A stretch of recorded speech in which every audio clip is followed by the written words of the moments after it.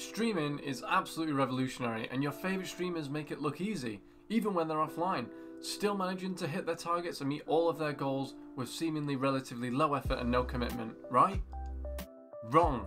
This video is here to give you an insight on some of the difficulties that you are going to face as a growing content creator, and how to overcome those difficulties.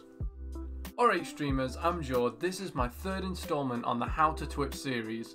I've been a streamer for over 7 years on Twitch, starting when I was just 13 years old, managing to rack up 2,500 followers and 18,000 channel views in my first 2 years. One of my top Minecraft streams back then was for 120 viewers. Well, I am back, and this time I'm here to teach you everything that I've learned. If this is something that you're interested in, then make sure you subscribe and click that stupid little bell. Despite trying to cram a lot of relevant information into these videos, there's no way I can talk about absolutely everything. If you want to find me in a relaxed environment with other like-minded individuals looking to grow their brand, then make sure you come along to my live streams where we primarily just feature just chatting, which allows you to take the driver's seat. I stream Mondays, Wednesdays and Fridays at 7 PM till 10 PM British Summer Time over on twitch.tv/LXP. I can't wait to see you there. Now let's talk about some of the difficulties that you can face, but don't worry, there's going to be some graphics on the screen, so I don't expect you to remember everything. Now these difficulties aren't really in any sort of order. I just thought that I'd pick the top ones that I've certainly struggled with and talk about them. So first off, we have content exhaustion, and probably one of the most important subjects on this list. Things like making sure that you don't copy other people's content and that your work is your own and you can claim it as your own, and making sure that you don't recycle other people's content or your own content from your streams or something like that.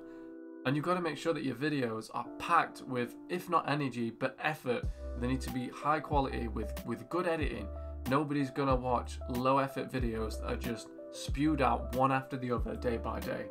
Now next up we have current events, and you're probably thinking, current events, like what you on about? Yes, current events. Staying up to date with the latest trends, the latest tech, and making sure that you are showing your viewers that you are aware of the latest trends. Also, a big one that is often overlooked or often done wrong is controversy handling. And what this means is there's a lot of stuff going on in the world, but is that really the content that you're bringing to your people?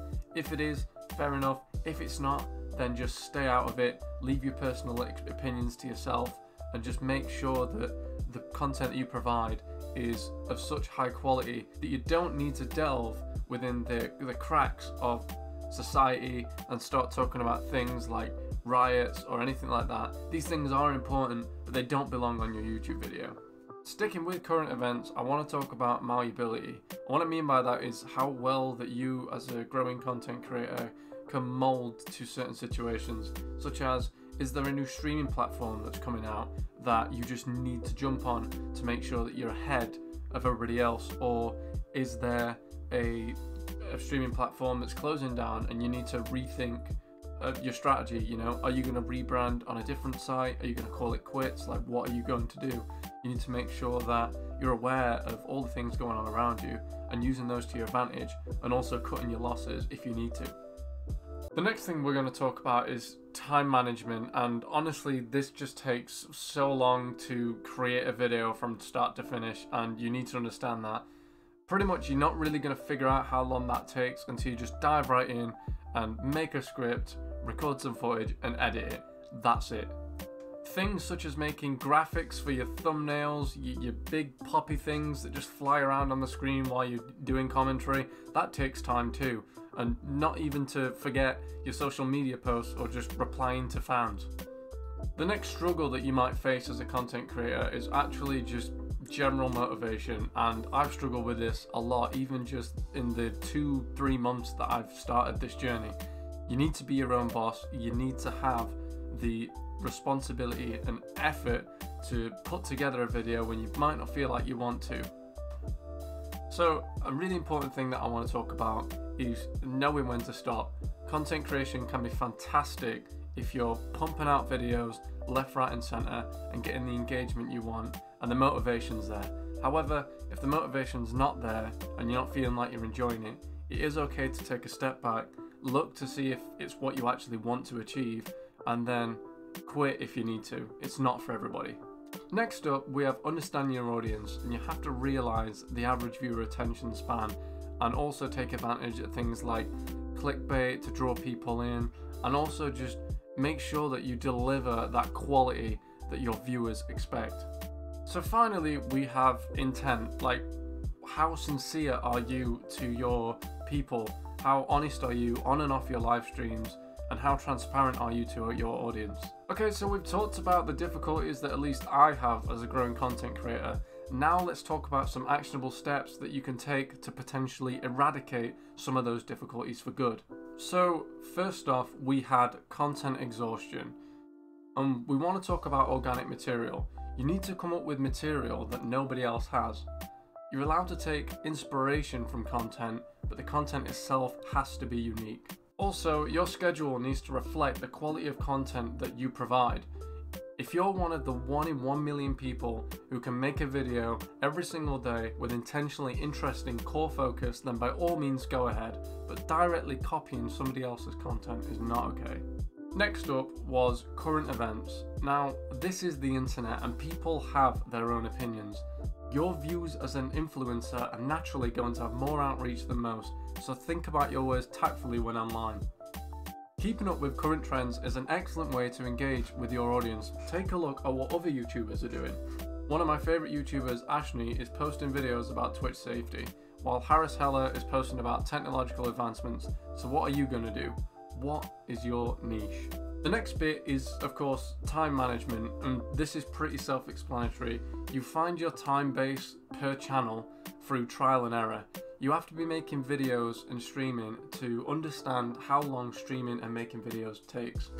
Some physical things that you can be doing in the meantime though is getting your hands on any sort of charts or an alarm, some reminders that might help you, some memos, notepad, sticky notes, any sort of agenda, or just any sort of planning. The PS, I use this notepad. So next up is motivation, and naturally everybody's going to struggle with this at some point, and you can get motivation from absolutely anywhere. And I know this is going to sound pathetic, however the things that I've found works for me is plenty of fluid and a good sleep schedule, and also just generally healthy eating. Sometimes getting dressed and putting your shoes on just to go to your desk can help as well. Like I mentioned earlier, and this cannot be stressed enough, but you've also got to know when enough is enough. Don't continuously work at something if you're just really not enjoying it. According to the University of Oxford in 2019, they did a study on employees from British Telecom and found out that happy workers were 13% more productive than unhappy workers.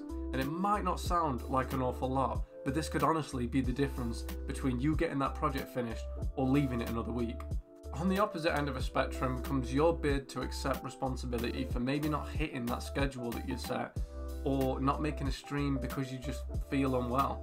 And honestly, it's fine to be absent every once in a while, but make sure that your viewers know about it, because let's be honest here, it's all about honesty. Also, effort is huge. You only get out what you put in. Thank you, Year 5 primary school teacher, because this message has stuck with me, and it's a really simple one to understand and flies true for anything that you are working toward. If you don't put the effort in, don't expect anything back in return. Those who don't seek reward get rewarded, whilst those who seek reward don't. Next up, we have understanding your audience.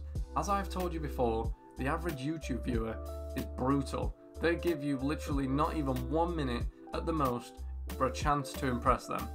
You need to understand this concept and provide a hook that can latch onto your viewers and make them want to watch your content.